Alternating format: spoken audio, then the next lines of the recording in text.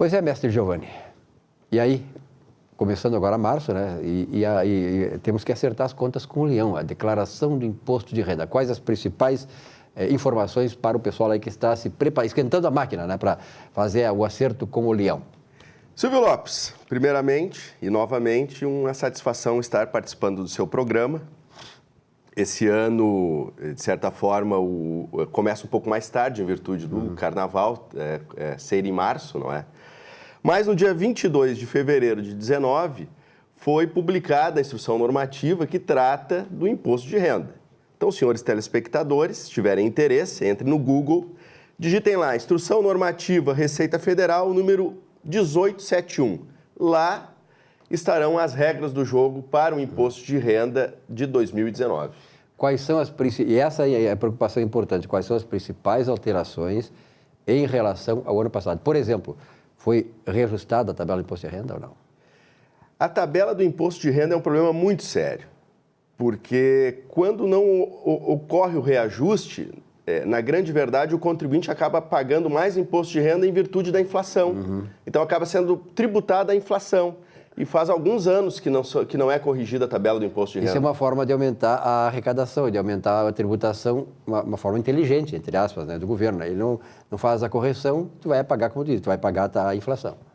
Sejamos justos que durante o governo do Lula, ele reajustou anualmente a tabela do imposto de renda, né? Apesar de ter tido muitos problemas a gestão Lula e Dilma, a meu juízo, mas no tocante ao reajuste da tabela do imposto de renda, ele editou na ocasião uma lei que ele já ajustou previamente os valores, né? Reajustou os valores do imposto de renda por 5 anos, se não me falha a memória. Mas de lá para cá, efetivamente, a tabela do imposto de renda não vem sendo reajustada. O que é uma lástima, né? E, aliás, é bom que o atual governo, né, que de repente tem essa preocupação de diminuir a carga tributária no país, tem um projeto aí do governo de reduzir, em média, 34% das empresas são hoje tributadas para 15%, que é o nível de tributação dos países mais desenvolvidos. De fazer isso aí, quer dizer, então daqui a pouco começa até com uma proposição do governo de reajustar a tabela do imposto de renda a partir do ano que vem, né?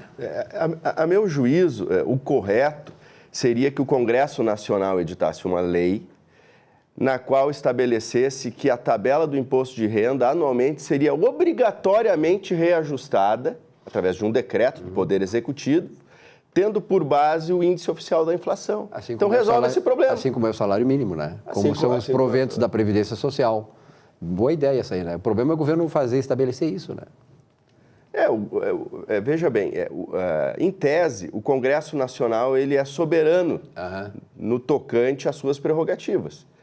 Então, o Congresso Nacional deveria editar essa lei e, se essa lei fosse derrubada pelo Poder Executivo, né, no ato ali do veto do presidente, o Congresso deveria derrubar o veto, enfim. Claro. Eu acho que essa seria uma medida que automatizaria a questão da justiça fiscal, não é? E nesse propósito, até o governo poderia ele mandar, né, ele tem os seus parlamentares, ele fazer uma proposição e enviar, apresentar no Congresso, através de uma proposição do Executivo, pelos seus parlamentares, uma proposição nesse sentido. Eu acho que seria muito importante que isso acontecesse tardiamente, Com né? certeza. Mas atenderia o reclamo da população, principalmente a população de menor renda, né? Mas, Giovanni, quais as principais outras preocupações que o declarante do imposto de renda tem que ter? Então, senhores telespectadores, o aplicativo do Imposto de Renda já está disponível no site da Receita Federal, www.receita.fazenda.gov.br. Então, o contribuinte tem um tópico lá que é para baixar os aplicativos, e lá tem IRPF 2019, baixa o aplicativo no seu computador. E dentro do aplicativo, então, já é possível fazer alguns ensaios, não é? Já é possível fazer alguns ensaios e dentro do aplicativo também tem um tópico que tem um pontinho de interrogação ali onde tem as perguntas, as respostas, não é? De forma bem sintetizada, as dúvidas bem resumidas, não é? Que em tese pode auxiliar o contribuinte que deseja ele próprio fazer a declaração do imposto de renda. Agora tu falasse ele próprio, agora eu acho mais importante, eu faço isso, por isso que eu vou te dizer, tu teres, por exemplo, uma assessoria de um contador, porque na verdade, por mais que o camarada queira conhecer, há muitas coisas, né, que parece ser uma e é outra coisa. Então, é por isso que é importante ter a assessoria de uma pessoa que entenda, né? Porque essas leis vêm mudando muito, né? Mas um contador seria um assessor importante nessa hora, né? O contribuinte que é empregado, via de regra, vai ter ali uma fonte de renda, vai receber da fonte... É simples. Da fonte... Única fonte da fonte pagadora o informe de rendimentos. Isso deve acontecer até o fim de janeiro, se já não recebeu, no fim de janeiro, no máximo, no início de março já deve ter em mãos. Algumas despesas, via de regra, não se guardam. Então, com aquelas declarações mais simplificadas, nada impede, claro, desse contribuinte buscar o auxílio de um profissional para fazer a declaração para ele. Mas na medida que o contribuinte teve ganho de capital, na medida que o contribuinte opte pelas deduções legais, né? Na medida que o contribuinte tem mais de uma fonte de pagamento das suas rendas, né? De recebimento das suas rendas, na medida em que haja algum tipo de complexidade extraordinária na sua declaração, é louvável e importante que ele busque um profissional para auxiliá-lo, né? Para evitar entrar na malha fina, para evitar de pagar o tributo a mais ou a menos. Isso, né? É importante pagar o tributo corretamente. Não é só pagar menos, é questão do cara, às vezes, está pagando a mais ilegalmente. Quer dizer, não é, ele poderia pagar menos, mas está pagando a mais exatamente porque ele não teve essa assessoria.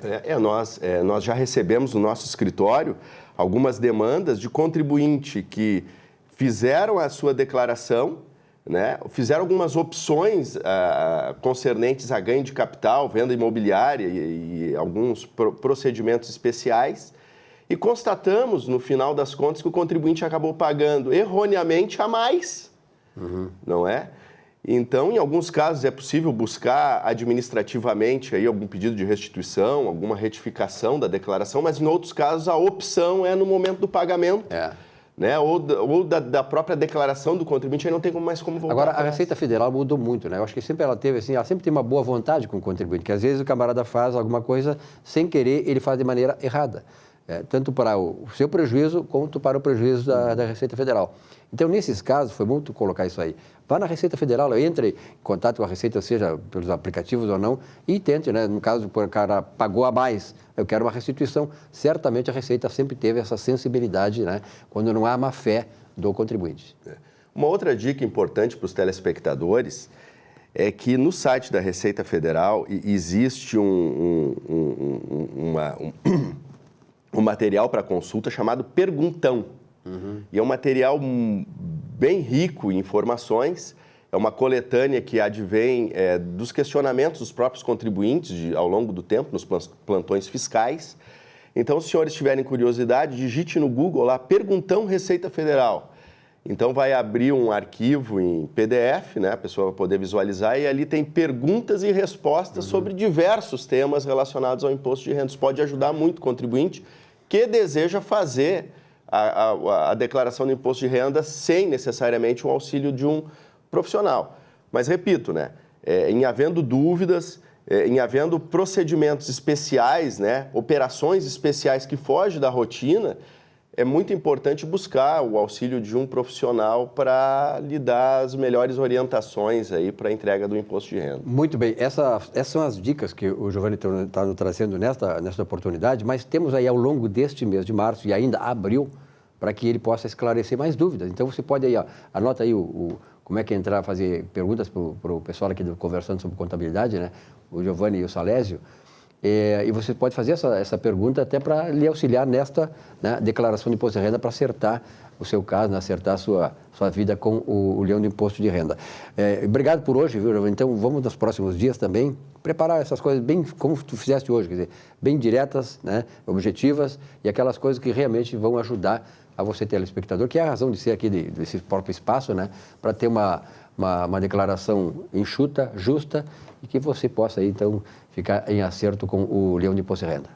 Tá certo? Silvio Lopes, muito obrigado pela oportunidade e um ótimo carnaval aí. Até a próxima. Meu folião preferido.